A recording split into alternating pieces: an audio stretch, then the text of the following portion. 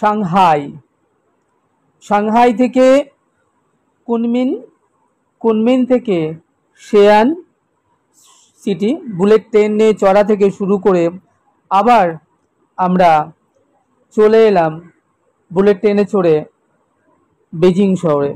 এই চায়না ট্যুরে এসে আমরা যে অভিজ্ঞতা সঞ্চয় করলাম আর যা কিছু দেখলাম, 6-7 হাজারের প্রাচীন চীনা সাম্রাজ্য, কত রাজা রাজবংশ, তাদের রাজ অট্টালিকা, গগনচুম্বী সব বিল্ডিংয়ের সারি, পৃথিবীর সপ্তাশ্চর্য, আর সেই সাথে সাংহাই টাওয়ারের 128 তালা বিল্ডিংয়ের ওই চূড়া থেকে দর্শন, হাংপু রিভার নদীবক্ষে ক্রুজে চড়ে ভ্রমণ, এই সকল কিছু চিরকাল জলজল করবে আমাদের স্মৃতিপটে।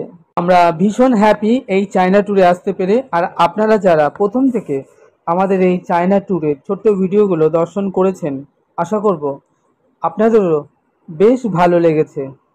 বন্ধুরা, আপনারা যারা আমাদের ইউরোপ ট্যুরের এবং চায়না ট্যুরের এই ছোট্ট সুন্দর সুন্দর ভিডিওগুলো কোনো কারণবশত এখনও হয়তো দেখে উঠতে পারেননি কিংবা দেখবার সময় করে উঠতে পারেননি, তারা ইউটিউবে চ্যানেলে গিয়ে শ্যামসুন্দর ব্লগ বারাসাত চ্যানেলটি সাবস্ক্রাইব করে আপনারা অবশ্যই আমাদের এই ছোট্ট সুন্দর ভিডিওগুলো ঘরে বসে যে কোনো সময় দেখে নিতে পারেন।